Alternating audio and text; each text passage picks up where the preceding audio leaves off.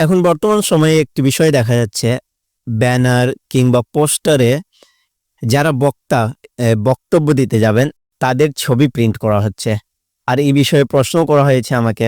তো মনে রাখবেন, ব্যানার বা যে কোনো জায়গায় যেটা হার্ড কপিতে ফটো প্রিন্ট করা এটি নাজায়েজ এবং হারাম। আমরা ফোন বা ভিডিওতে, আপনি এখন ভিডিও দেখছেন, এগুলোতে যে আমাদের ছবি দেখছেন না, এগুলো মূলত ছবি না, এগুলো হচ্ছে রেজ, এগুলো লাইট ছোট ছোট। এখন বড় বড় স্টেজ ইত্যাদিতে দেখবেন, যেখানে নাতখারা নাত পরিবেশন করেন অথবা বক্তব্য দিচ্ছেন, তো পিছে স্টেজে এলইডি লাগানো থাকে। সেই এলইডি থেকে আপনি এই বিষয়টা খুব সহজে বুঝতে পারেন রেজ কি। এলইডিতে দেখবেন ছোট ছোট লাইট আছে, সেই লাইটগুলো জ্বলে বিধায় মানুষের একটি ইমেজ মানুষকে দেখা যায়, একটি ফটো মানুষকে দেখা যায়। যখন সেখান থেকে কয়েকটি লাইট আপনি বন্ধ করে দিবেন, তো আমার মনে করেন এই জায়গা থেকে লাইট বন্ধ করা হলো, তো আমার চোখ আর দেখা যাবে না। অনুরূপভাবে যে কোনো জায়গায় কয়েকটি লাইট বন্ধ করা হলো, পরিপূর্ণ ইমেজ আপনার সামনে ভেসে উঠবে না।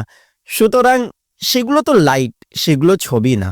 এই কারণেই ইউটিউব ভিডিও কিংবা ফটো ক্লিক করা, ফোন ক্যামেরা ইত্যাদি, এগুলোতে ভিতরে থাকা সফট কপি যেটাকে বলা হয়, সেগুলো জায়েজ আছে। তবে এগুলোকে প্রিন্ট করে বের করা, যেখানে হার্ড কপি হয়ে যায়, এটা না জায়েজ। হার্ড কপি কি? পোস্টার, ব্যানার, কাগজ ইত্যাদিতে প্রিন্ট করে বের করে নেওয়া ছবি।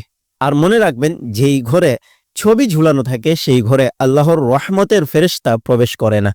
এখন চাই সেটি সাধারণ মানুষের ছবি হোক কিংবা কোনো পীর সাহেবের ছবি হোক।